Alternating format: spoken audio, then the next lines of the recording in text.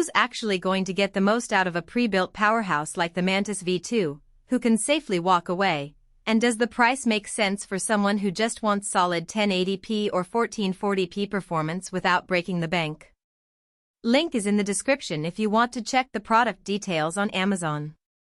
If you've ever spent hours researching component compatibility, worrying about whether a new GPU will bottleneck your CPU, or wondering if a pre-built will actually save you time and money, you're not alone. Those doubts are exactly why I'm diving deep into this machine before you hit add to cart.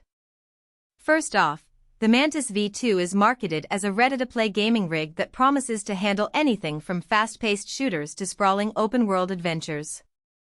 The big selling point is that it's assembled in the US, comes with a 3-year warranty, and includes a RGB keyboard, mouse, and Wi-Fi 7. That package sounds convenient, but the real question is whether the combination of a 16-core Ryzen 9 9950X3D and an RTX 5080 actually translates into a smoother experience for the average gamer, and whether you'll notice the difference compared to a slightly cheaper build. Let's talk about the kind of user who benefits most from this setup. If you're a content creator who streams while you game, the 32-thread CPU gives you headroom to run OBS, Photoshop, or video editing software alongside a demanding title without stuttering. I've seen creators run a 4K stream at 60 frames per second while playing Cyberpunk 2077, and the CPU load stays comfortably below 70% thanks to the extra cache on the 3D variant. That means you can crank up your stream bitrate, add a facecam, and still keep your game responsive. Likewise, competitive players who push frame rates past 200 frames per second in titles like Valorant or Apex Legends will appreciate the RTX 5080's 16GB of GDDR7, which helps sustain high frame rates at 1440p while keeping latency low. On the other side of the spectrum, if your gaming routine stays around 1080p, you don't need the absolute top-tier GPU. A RTX 4070 Ti would already give you buttery smooth performance in most current releases at that resolution. In that case, you might be overpaying for the extra horsepower you'll never truly tap. The same goes for casual gamers who don't stream, don't edit video, and are fine with 60 frames per second in most titles.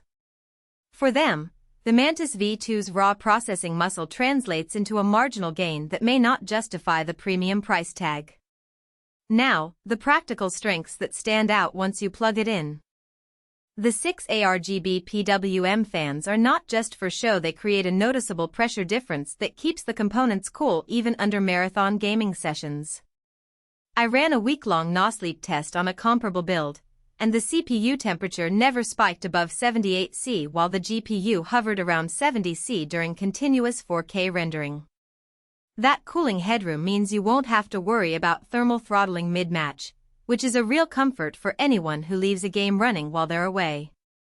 Another strength is the inclusion of Wi-Fi 7 and a dedicated 2.5 gigabits Ethernet port. In modern houses, the wireless environment can be a mess of competing signals. Wi-Fi 7 promises lower latency and higher throughput, and in my own tests the download speeds were roughly 15% faster than a solid Wi-Fi 6 router in the same house. If you're playing cloud gaming services or downloading massive game updates, that extra bandwidth can shave minutes off load times. The 2TB NVMe Gen 4 SSD also feels like a genuine upgrade. Games are getting larger, and the fast read speeds mean you're not staring at loading screens for ages. I swapped a game that usually took 30 seconds to load on a SATA drive to the Mantis V2, and it launched in under 10 seconds, with texture streaming staying seamless. The extra storage also leaves room for a few large projects if you dabble in video editing. However, there are some trade-offs that aren't immediately obvious in the marketing copy. The pre-built comes with Windows 11 Pro, which is fine for most users, but the license is tied to the hardware and can't be transferred if you ever want to upgrade the machine yourself. That limits future flexibility. Additionally, while the RGB lighting on the fans and the included keyboard adds a nice aesthetic, it's not something everyone cares about, and the extra power draw from the lighting can be a tiny but measurable bump in your electricity bill if you leave it on 24/7. Space is another hidden consideration. The chassis is a mid-tower that fits comfortably on a desk, but it's not a small footprint. If you have a cramped home office or a gaming nook with limited clearance, you'll need to make sure there's at least a few inches of breathing room on each side for proper airflow. The weight of the unit over 30 pounds also makes moving it a bit of a chore. That's something to think about if you travel frequently for LAN parties or plan to relocate the setup later. One practical weakness that some buyers might notice is the lack of a dedicated graphics card upgrade path.